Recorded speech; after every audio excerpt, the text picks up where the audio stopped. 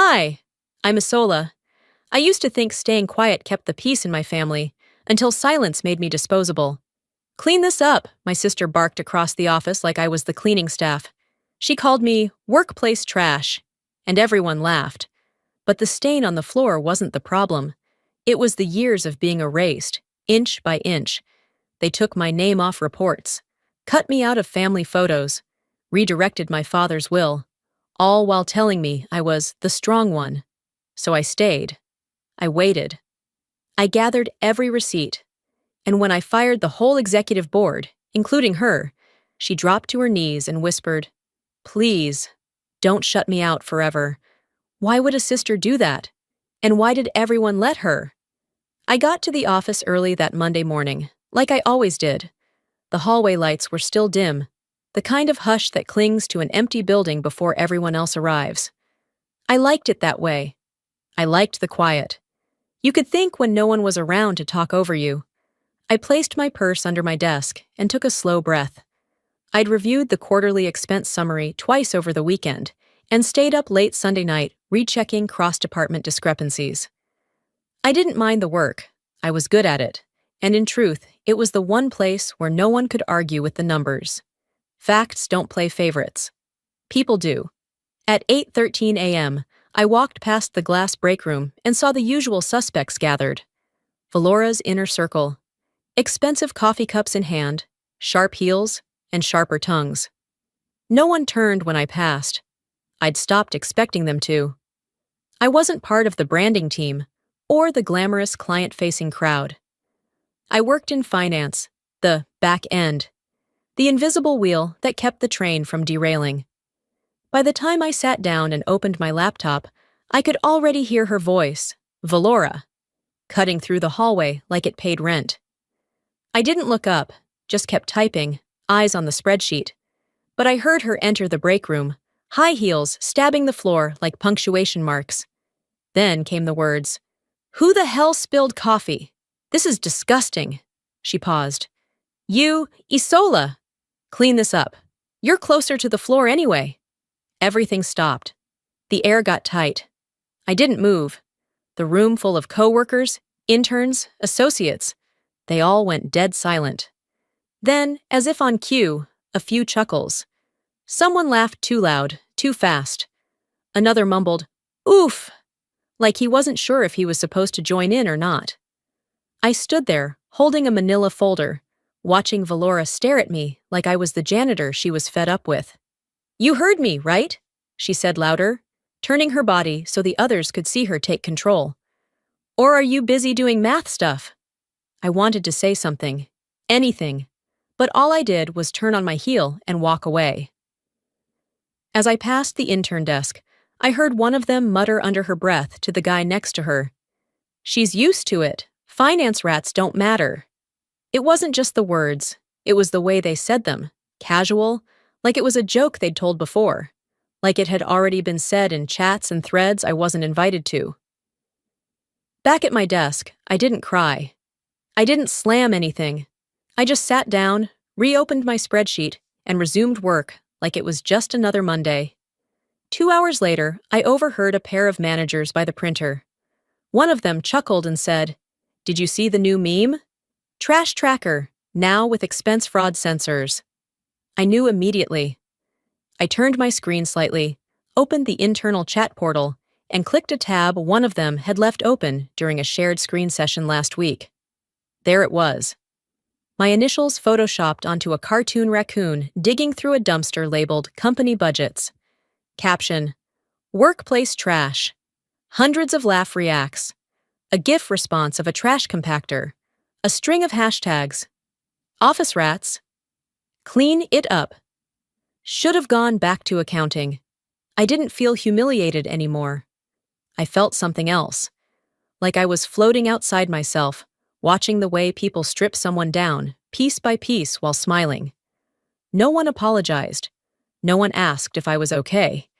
In the same hour, someone even sent a meeting invite with me, listed as support role. Support. I minimized the browser, pressed save on my spreadsheet again, out of habit, and stood up. I walked to the restroom, shut the door, and looked at myself in the mirror. Same navy blouse, same practical bun, same woman who built the budget process that kept this company from going under 2 fiscal years ago. And now? A joke in a group chat, a meme to laugh at during lunch breaks. I stared at my own reflection and whispered, I built this floor. I paid for this office, before she ever learned to manage a calendar. The lights flickered overhead. I didn't flinch. You want me to clean up? I murmured, looking straight into my own eyes. Fine. Let's start with this entire company. I didn't say anything else to my reflection. I just rinsed my hands, straightened the collar of my blouse, and walked out of that restroom like the walls hadn't just heard me make a promise I couldn't take back. The rest of the day passed in a quiet blur. Paperwork, polite nods, hollow smiles. No one brought up what happened in the break room that morning. Of course they didn't. It was easier to pretend nothing happened when you weren't the one being humiliated. By the time I left the office, the sun had already ducked behind the hills. Downtown Seattle had that washed-out amber glow the city wore just before night took over. I didn't take the freeway home. I took the long route down Elliott Avenue, windows down, letting the cool air slap against my skin. I didn't feel like going straight home, but I also didn't feel like being anywhere else. My apartment sat on the edge of Queen Anne. Quiet, top floor, no shared walls, no photos on the walls, no family portraits, just beige, white, and steel. I dropped my keys in the bowl by the door, kicked off my shoes, and turned on the kettle. The silence inside matched the one I'd kept inside myself all day. I didn't cry. I haven't in years. Instead, I sat on the couch with my laptop balanced on my knees, scrolling through expense reports, trying to convince myself I still cared. That's when my phone buzzed. Mom. I stared at the notification without opening it for a moment. My thumb hovered over the screen. Then I tapped. Don't escalate this. Your sister's reputation matters to the family. That was it. No greeting. No, how are you? No, what happened? Just an instruction. A warning wrapped in fake concern. I reread it, blinking slowly. My mother didn't ask if I was okay. She didn't ask if it was true. She didn't even pretend to check on me. The only thing she cared about was Valora's image. And that wasn't new. I set the phone down on the coffee table, next to a half-finished cup of tea that had gone cold. My fingers clenched around the edge of the cushion beside me. You always take her side, I whispered into the empty room. My voice sounded foreign. I leaned back and let the silence wrap around me. Then, as if someone had hit play on a film reel I couldn't stop, the memories came back. Sunday dinners when we were kids. Valora got the big plate, the seat next to Dad, the first slice of cake. I got the dishes, the scraped leftovers, the smile that meant, you're a good girl for understanding. She's older, you're the patient one. You're the smart one, she's the face. You'll get your time. My time never came. I was 12 when Valora crashed her car into a neighbor's mailbox and blamed me for distracting her. She didn't even blink when she said it. I got grounded for a month. I was 15 when she accidentally copied my essay and got an award for it. Mom told me to be proud for both of us. I was 17 when I got into a state university on my own, and Valora got a private college acceptance after Dad pulled some strings. Guess who they threw the party for? Everything about my life had been a hand-me-down, even my dignity. My phone lit up again. Same message, still no follow-up. I opened the messaging app and typed, "Understood," but I didn't hit send. Instead, I opened the Notes app. I stared at the blinking cursor, then began typing slowly, deliberately. I will never again be the daughter who takes the fall so someone else can shine. I read it 3 times. Then I added a second line. Let them pick sides. I'm done begging to be seen. I saved it, closed the app. Then I picked up the phone, stared at Mom's message one last time, and deleted it without responding. I placed the phone face down. I could hear the city traffic outside, the occasional bark of a dog, the hum of someone's television 2 floors down. But inside my apartment, it was still. I exhaled through my nose, leaned forward, and whispered to myself, let's see how much of her reputation she can keep when the truth starts bleeding. The drizzle hadn't stopped since sundown. It beat gently against the living room window, tapping a rhythm that filled the silence my mother had left hanging. I hadn't turned on any lights, just let the laptop screen be the only source of glow in the room. The tea had gone cold, and I didn't bother reheating it. Some things aren't worth salvaging once they've sat too long. I clicked into an old folder I hadn't opened in years, one I'd created after Dad died. Estate documents. It wasn't a place I went to often, mostly because it reminded me of how little he left behind for me, and how much had somehow ended up in Valora's hands. Scrolling down, I saw subfolders: tax returns, property titles, photos, scans. I clicked on the last one. The screen flickered for a moment before displaying a grid of faded JPEGs and PDFs. School certificates, birthday cards, scanned handwritten notes. But one image caught my attention. It was labeled Senior Year, Acceptance Letter.pdf. I opened it. There it was, the letter I'd tried so hard to forget. I'd been 17. Quiet, awkward, but finally, recognized for something I had created with my own hands. A full-ride scholarship to an art institute in Portland, a place I had dreamed of since I was 13. They'd picked me for my portfolio, not my grades, not my face, just what I'd made. I remember the night I brought the letter to dinner. I was beaming, I'll admit that. Even Dad smiled. But then Mom said it. The words that undid the moment like pulling a single thread in a sweater. It's better if Valora takes it. She's got the grades, the discipline, and, let's be honest, she photographs better. They'll be glad to have her. You'll find something else. Maybe accounting. You're good with numbers. No one looked at me after that, like the decision had been made and I just needed to accept it. That night, I tore the letter in half and flushed it down the toilet. No one ever asked why I stopped drawing. I closed the file, my chest tight, then clicked on the next image, one labeled Company Launch, PR Event.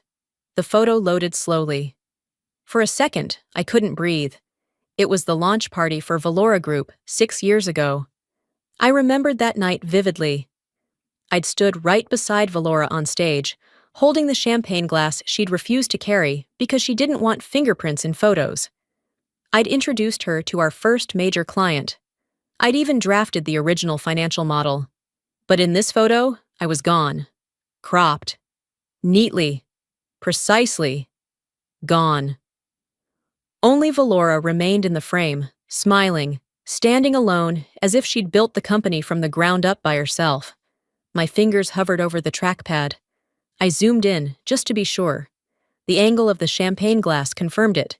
It had been passed to her just after the speech. That moment used to have both of us in it. Now it was just her, sparkling under warm lights, smiling for cameras. I sat there for a while, not moving, not thinking, because this wasn't an accident.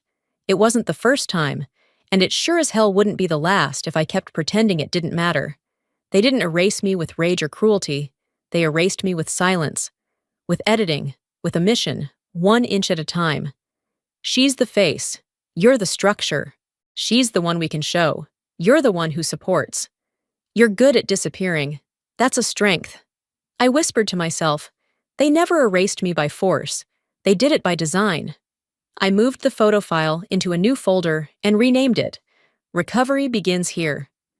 Then, without hesitation, I opened a new spreadsheet and titled it Ownership Timeline. This time, I would write the story in a language they couldn't crop out. 2 days passed. I didn't rush anything. I came in exactly on time, not a minute early like I used to. No coffee in hand, no smile for the receptionist. I moved through the building like someone who'd lived through a fire and now knew exactly which beams were hollow. The conference prep room was already half full. I stepped in quietly and took a seat at the far end of the table. My revised forecast report sat neatly in my bag. Not a soul acknowledged me as I sat down. No glance, no nod, no mention of what had happened in that break room earlier in the week. It was as if none of it had occurred. The laughter, the stain, the command to clean it up like I was part of the janitorial staff. Forgotten. Valora wasn't there yet, but the team buzzed around like bees waiting on their queen. Junior managers leafed through folders, straightening their backs whenever someone from senior leadership passed by. A manila packet was slid across the table toward me. "Printouts?" a younger manager muttered, not looking up. I opened the folder and turned to the title page of the presentation deck. And there it was. Again. My name, misspelled. Again. I didn't blink, didn't sigh. I simply checked the footer to see who had compiled the final deck. Edited, Valora.d, of course. I opened my email to trace the thread. Just as I suspected, Valora had submitted the final version to design. I had sent my reviewed and formatted file a day prior. Corrected, aligned, clean. And now I was Isloa Deland, like a typo on a throwaway receipt. I raised my hand slightly, not high, not enough to make a scene. "Excuse me," I said, eyes trained on the man who had slid the folder my way. "There's a spelling error in the deck, my name." He shrugged. "It's probably just an oversight." Valora walked in just then, voice bright, perfume sharper than necessary. "Oh, that?" she said, glancing over. "Don't be so sensitive, Isola. It's a name, not a trademark." A few chuckles followed. Light, harmless, just enough to sting. I didn't answer. I closed the folder and adjusted my seat. She stood at the front now, poised, pointing toward the screen. "Let's walk through the client-facing strategy for Q3. I'll explain what I developed for risk allocation and cost containment." Risk allocation, cost containment, the slide deck she was referring to? Mine. The one I'd spent 3 months building, hours of analysis, projections, simulations. And now, it had her name at the bottom of every slide. She hadn't even changed the formatting. My structure, my graphs, my embedded footnotes, still there. She'd just slapped her initials over it like a stamp of ownership. No one questioned it. Of course they didn't. They saw her as the face. I was just the woman who sent the budget drafts at 10 p.m.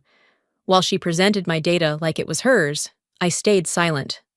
Not frozen, just watching. I clicked open my own laptop. The folder sat there, waiting. Truth Protocol. Inside it, time-stamped emails, original documents, changelogs. I opened a blank note and typed slowly. "Let them talk. I'll speak once. That'll be enough." The room applauded her last slide.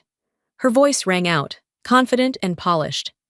I clicked open my email, addressed a message to myself, attached the original version of the forecast deck, and typed in the subject line. RE, ownership of all work presented today. I hit send. And I smiled. Just a little. The email sat in my inbox for exactly 4 minutes before I opened it. I'd just returned from the conference room, my palms still warm from the subtle applause Valora stole off my back. I had set my laptop down on the small desk in one of the side offices, quiet, rarely used, and was preparing to return to a normal afternoon of ledger reviews and upcoming Q4 projections. But there it was. From Thorn Kazan subject. "You deserve to see this." I hadn't seen Thorn's name in months, maybe longer. He was the former IT manager, the one who vanished from the main office after what HR called departmental restructuring. We all knew better. I clicked the attachment. It was a PDF export, Slack transcripts. The file name read, exec, channel, export, private, Slack data. PDF I didn't have to scroll far. Why is she still here? Thought we'd made it clear. Finance rats are hard to kill, always sneaking under the radar. If she steps out of line again, we make her redundant, period. And then a meme. The same one from the hallway printer weeks ago, my initials pasted over a trash can. My thumb hovered over the trackpad. I kept reading. The conversation continued with casual cruelty, as if I were an object they forgot could feel. I closed the laptop, then reopened it. I replied to Thorne's email.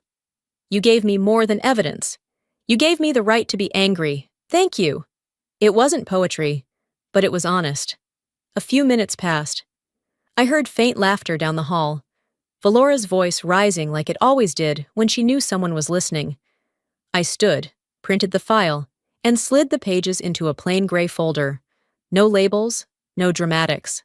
Later that afternoon, I waited until the floor cleared out. I passed by the glass corridor that led to the HR director's office, Ms. Ramirez. She was finishing up a call when I knocked once and stepped in without waiting. She looked up, surprised, but didn't speak. I placed the folder on her desk and met her eyes.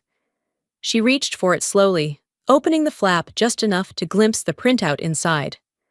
Her expression didn't change. She closed the folder and slid it into the drawer beside her keyboard. "That's a serious allegation," she said quietly.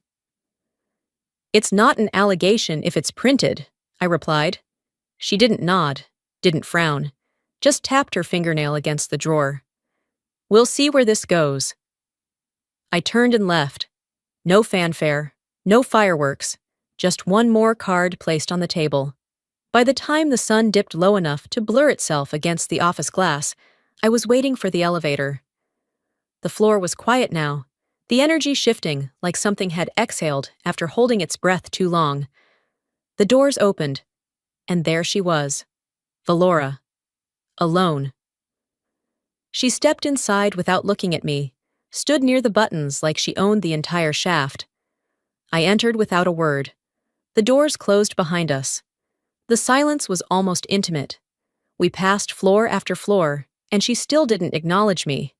That was her power move. Pretend I didn't exist until it became inconvenient to keep pretending. But this time, I didn't stay quiet. I turned my head toward her. "You know what's funny?" She looked over, blinking like someone caught off guard for the first time in years. "I used to think your silence meant strength," I said. "Now I know it's just fear wearing heels." She opened her mouth, closed it, smiled, but it didn't reach her eyes. "You don't have to play this game, Isola," she said softly. "It won't end the way you think." I leaned closer, just enough. "Do it again," I said, voice steady, "and the next person you'll answer to won't be me." The doors opened. She stepped out without a word. I stayed, let the doors close again. Back in the side office, I powered up my laptop, created a new folder on my desktop, and titled it, Timeline of Executive Abuse and Asset Manipulation. Then, I opened a blank document. At the top, I wrote, "This ends on my terms." I closed the document and leaned back, letting the cursor blink on that single sentence like a metronome. This ends on my terms. It wasn't a declaration. It was a quiet vow. No courtroom speech, no corporate tantrum, just a record. A line in a timeline they'd never thought I'd build. By Sunday night, I had gone through every folder I could access remotely. My eyes were dry from screen glare, but my gut was more awake than ever. So when Monday came, I was the first one in the building. The halls were dim, the carpet still vacuum-striped from weekend cleaning. I bypassed my desk and walked straight to the lower-level records room. It was rarely used anymore. Everything had gone digital. But I remembered what we kept there in those early days. Original binders, hard copy contracts, scanned wire confirmations, and a few old bank ledgers we never bothered to destroy. I found what I was looking for on the fourth shelf, bottom row. A navy blue binder with a cracked spine and a silver label that read, Founding Capital. It was heavier than I remembered. I brought it to the small table and flipped through page after page until I found the wire receipt. $212,000. Transferred from a trust account. My name. My signature. Dated 3 months before Valora Group Communications even existed legally. It hadn't come from Valora. It wasn't mentioned in the press kits or the launch interviews. The official narrative had always been the same. built from the ground up by one woman's vision. Funny, that woman had never opened her own trust account. I traced the ridged emboss of the receipt header with my fingertip and whispered, "This company was built with my future, and they wrote me out of its history." As I packed up the binder and walked out, the early birds had started to arrive. A few nodded in passing, most didn't, but something in the way they glanced over their shoulders told me they'd started to notice the shift. Back at my desk, I locked the binder in my bottom drawer and opened my inbox. 3 unread messages. One stood out. From jordan.ellisofvaloragroup.com. Subject: Hey, can I share something? Jordan Ellis. Junior accountant, barely out of grad school. I clicked it open. Hi, Isola, I just wanted to say, I saw how Valora talked to you last week. I didn't say anything. I should have. 3 years ago, I filed an HR report against someone on her team. It wasn't just me. Others had concerns too.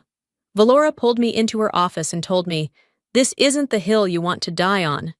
The complaint was never submitted. HR said there was no follow-up. I still have the original draft if you want it.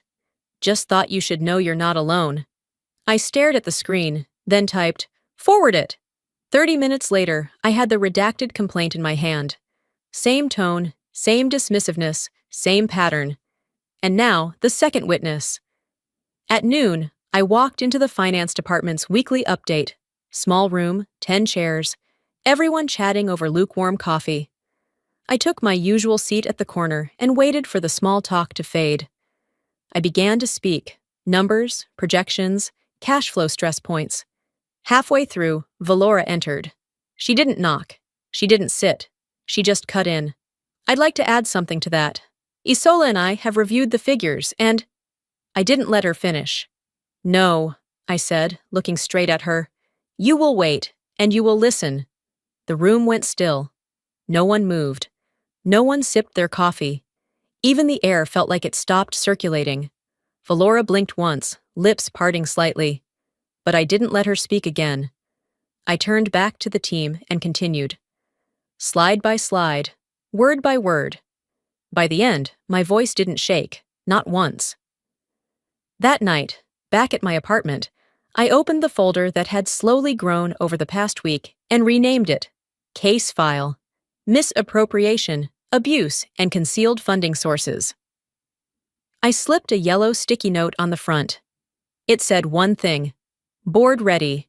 Wednesday came without warning. The clouds hadn't broken since Monday, and Seattle wore that gray sweater it clung to half the year. Damp, hushed, familiar. I arrived at the office an hour earlier than the rest. I wasn't there to beat traffic or to look dedicated. I was there to take a seat they'd spent years making sure I'd never touch. By 9, the top-floor conference room was lit like a surgical theater.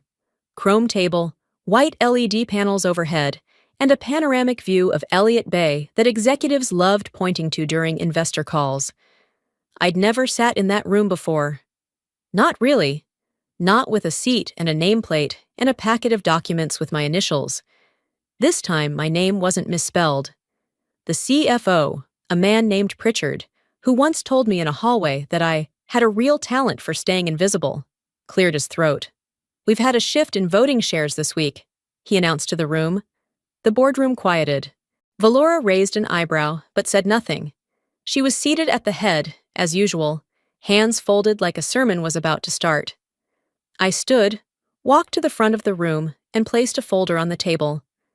I opened it slowly and laid out the proxy documentation for each holding company and individual investor I had acquired, accumulated, or quietly negotiated with over the last 18 months.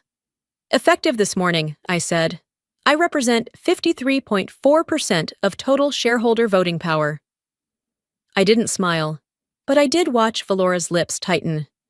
Pritchard blinked, nodded once, and turned to the board. No one spoke. No one looked at Valora. Not yet. From my laptop, I projected a screen onto the board's monitor. A single PDF titled Capital Rescue, Q2 Internal Use Only. It took a second to load. "This wire," I said, pointing to the highlighted line, is the transfer that saved this company during last quarter's liquidity panic. Someone at the end of the table asked, "That was from the investor in Dubai, wasn't it?" I looked at him directly. "That investor," I said, "was me." A few heads turned. One of the women from legal looked at Valora, then back at me. I continued, calm but unwavering. "It came from my private trust, established by my father, the same trust that funded the company's original launch." I let the silence settle into the corners of the room. Valora finally laughed. Not loudly, just enough to force the air to shift. "So this is what you've been doing," she said, "buying up favors and secrets. Isola, come on. Are you really going to play this game?" I turned to her, unblinking. "You taught me the rules," I said. "I'm just finally playing." She stood slowly, the legs of her chair scraping the tile. "I don't think you understand what you're trying to burn down."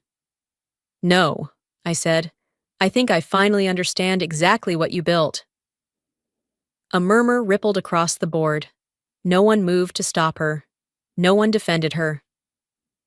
I sat down and pulled out the red folder I'd been carrying for a week. On the cover, irregularities in executive conduct and allocation practices. I passed it to Pritchard.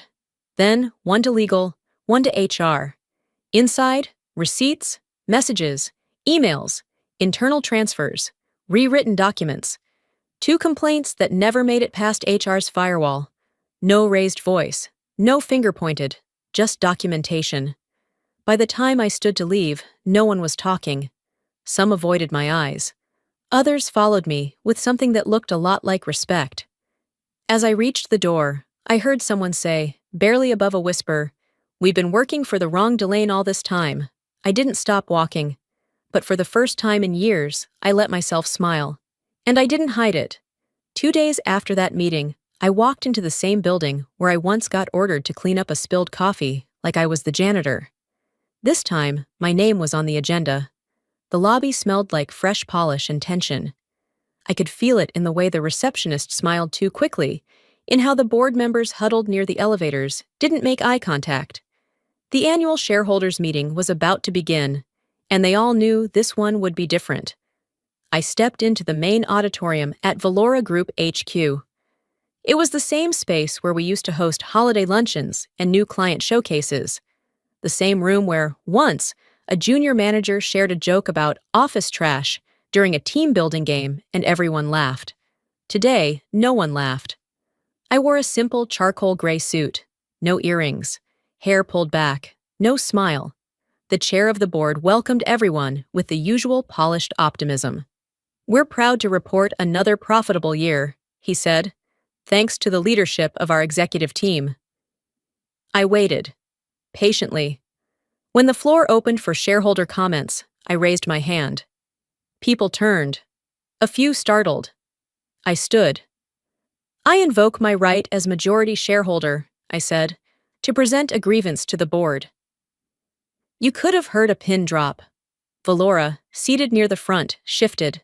Her lips pressed into a controlled smile, but her eyes had already started to narrow. I stepped forward and laid a red-bound file on the center table. These pages contain documented evidence of misappropriated credit, retaliatory management practices, and unethical conduct involving both personnel and financial reporting.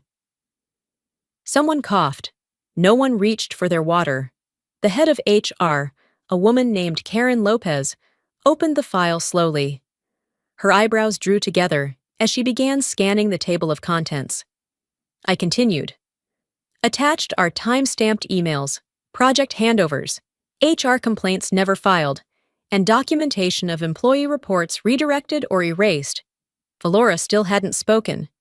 The legal counsel leaned forward, flipping through the report. I watched his hand stop at a specific page, and he pulled out a pen to mark it. It was only when I reached the final section that I changed my tone.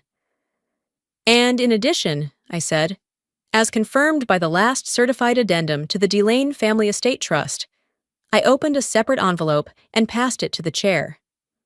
"My father named me, not Valora, as the intended successor to any family-held equity interest in this organization. Valora flinched. No, she said suddenly, her voice cracking. No, he never told me that. I met her eyes and didn't blink. Maybe because he knew you wouldn't listen. The boardroom filled with an eerie quiet, the kind you only hear when people are doing mental math with morality and reputation. I turned to the chair again. I motioned for an immediate vote of confidence in the executive board. Silence. Then someone cleared their throat. One by one, hands went up. Not all, but enough.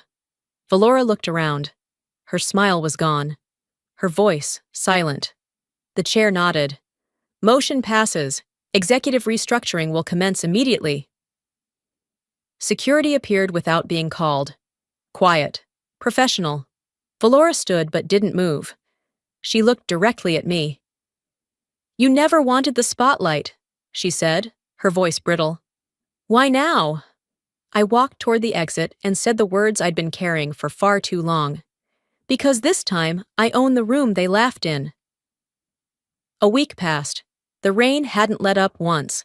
The same light gray drizzle traced down the towering glass windows of Valora Group HQ, as if the sky itself refused to move on. The city kept its head low, the clouds hanging like grief that hadn't cleared. But inside, everything had shifted. I stepped off the elevator just before 7. Early, as always. But the difference now wasn't the hour, it was the key card in my hand. My badge didn't just let me into my office anymore. It opened every door. There was no hesitation when I walked. No looking over my shoulder. No second-guessing which way power was shifting that day. The halls were silent, except for the distant hum of the heating system and the click of my boots on the polished tile. The air still smelled faintly of wood polish, printer toner, and someone's peppermint tea. All familiar, all the same, but beneath it all, something deeper had changed. Me. I carried my coffee in the same stainless steel travel mug I'd owned for years. Scuffed, dependable, unpretentious. It had survived more boardroom battles than most people realized.